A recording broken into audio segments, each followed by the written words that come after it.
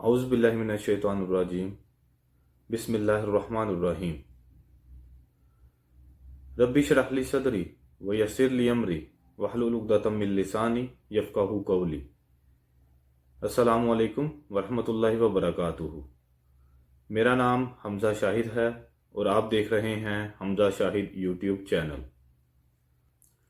आज का हमारा टॉपिक है जज्बा क्या है। जज्बा इंसानी ज़हन की ऐसी कशिश और खिंचाव को कहते हैं जिसमें इंसान इस दुनिया के बनाए हुए कवानीन को नज़रअंदाज करते हुए कुछ ना कुछ करने की सलाहियत रखता हो, इसको जज्बा कहते हैं। मिसाल के तौर पर आज़ादी का जज्बा।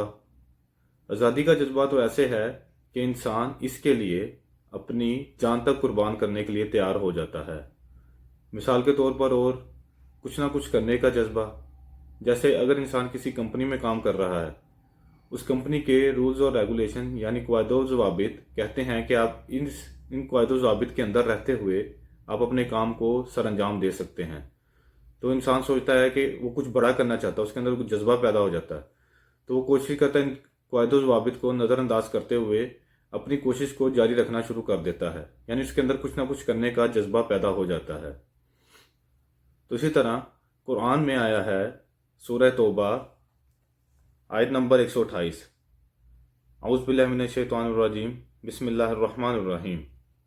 बेशक तुम्हारे पास तुम में से एक बाज़मत रसूल तशरीफ़ लाए, तुम्हारा तकलीफ़ और मुशक्क़त में पड़ना इन पर सख्त गिरां गुज़रता है। ऐ लोगो, वो तुम्हारे लिए भलाई और हदायत के बड़े तालिब हैं और मोमिनों के लिए नहायत शफीक बेहद रहम फरमाने वाले हैं। और हदीस में आया है, अगर सहाबा किराम किसी भी बात पर ताज्जुब करते तो हजूर सल्लल्लाहु अलैहि वसल्लम भी अपने चेहरा अनवर के तासुरात में ताज्जुब लाते थे। सहाबा किराम के जज्बात के साथ हजूर अपने जज्बात को मिलाते थे और इनके एहसासात के साथ अपने एहसासात को मिलाते थे।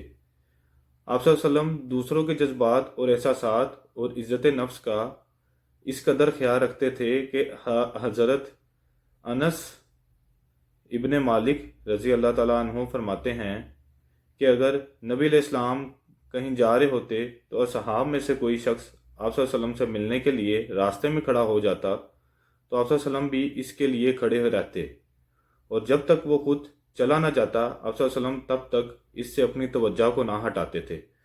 यानी कि नबी करीम सल्लल्लाहु अलैहि वसल्लम जज्बात और एहसासात का ख्याल बहुत रखते थे, दूसरों के जज्बात और एहसासात का, उसके मुताबिक ही अपनी ज़िंदगी को गुजर बसर करते थे। ज़िंदगी में कभी भी कोई रिश्ता, कोई जज्बा, कोई एहसास मुस्तकिल नहीं रहता, इनके पाँव होते हैं।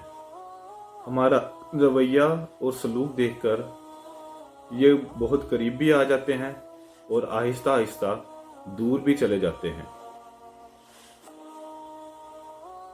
खलूस हमारे जज्बात और एहसासात का जौहर है, जो हमारे अमाल और किरदार को अज़मत बख्शता है। इंसान को तकलीफ तब नहीं होती जब इसको पता चले कि कोई उसको छोड़कर चला गया है। इंसान को तकलीफ तब होती है जब उसको ये पता चलता है कि उसके जज्बात का इस्तेमाल किया गया है, वो भी मोहब्बत के नाम पर। इंसान बहुत हसीन होता है, लेकिन जज्बात की कदर करना हर किसी के बस की बात नहीं। वो जो जज्बात की हुर्मत से ही ना वाकिफ हो, और ये कैसे मुमकिन है कि वो किसी भी इंसान की इज्जत कर सके। जब तक इंसान पर खुद से ना गुजरे, एहसासात और जज्बात मजाक ही लगते हैं। मोहब्बत तो असल में होती ही वो है जो जज्बात को समझ सके।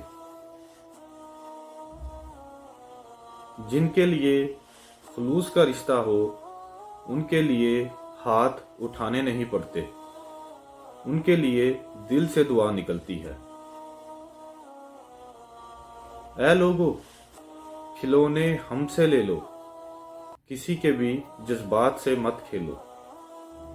امید کرتا ہوں میری یہ باتیں آپ کو پسند آئی ہوں گی۔